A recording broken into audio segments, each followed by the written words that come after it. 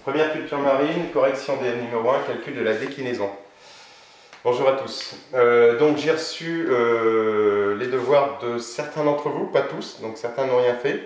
Faites attention, on va peut-être être obligé quand on reviendra au lycée, c'est-à-dire peut-être en mai, peut-être en juin, de préparer et de passer le patron 1. Et il faudra qu'on soit à ce moment-là relativement efficace, si on va avoir toutes les chances de réussir cet examen, puisqu'on aura peut-être peu de temps.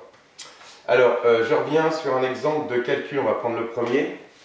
On a D en 2000 qui est égal à 3 degrés 30 minutes ouest.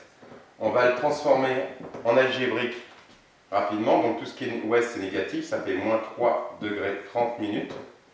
Ensuite la variation delta D entre 2000 et 2005, on a 5 ans. Donc 5 fois 8 minutes est ici.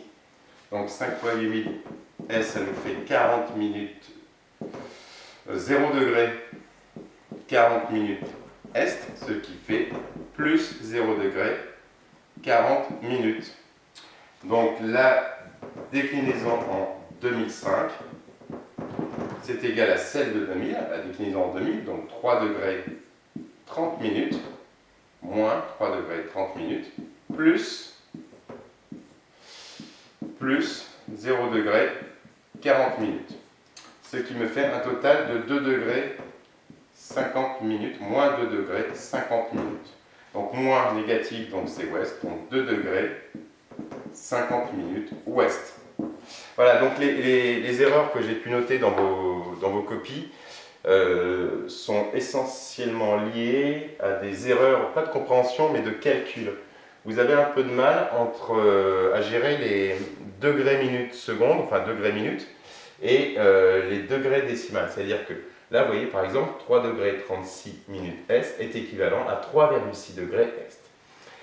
Donc dans ces cas-là, parfois ça peut bugger, il faut vous entraîner ou surtout apprendre à gérer vos machines pour passer des degrés minutes au degré décimal. Vous avez des touches dans vos machines, vous avez le temps de regarder, et là vous en aurez besoin pour ce type de calcul. Petite précision, on va travailler après sur des caps. Donc il est clair que si par exemple on doit rajouter ou enlever cette déclinaison à un cap, on va se retrouver avec un cap du style 222 degrés 50 minutes. On ne va pas suivre un cap à la minute près. En général, un cap, on suit, on va dire, sur un compas classique, au degré près. Donc si on veut arrondir, on va arrondir là au demi-degré. Donc là, je vais le faire tout de suite. Comment on va pouvoir arrondir au demi-degré? Donc on repart de 2 degrés 50 minutes. Hop, là, donc on a 3 degrés. Là, on a 2,5 degrés. Donc 2,5 degrés, c'est l'équivalent de 2 degrés et 30 minutes. Et 3 degrés, 3 degrés et 0 minutes. 3 degrés, 0 minutes. Donc là, je place les 2,50, un peu comme sur une montre. Et je me rends compte que je suis plus près de 3 que de 2,5. Donc là, je vais arrondir à 3 degrés. On va prendre un autre exemple.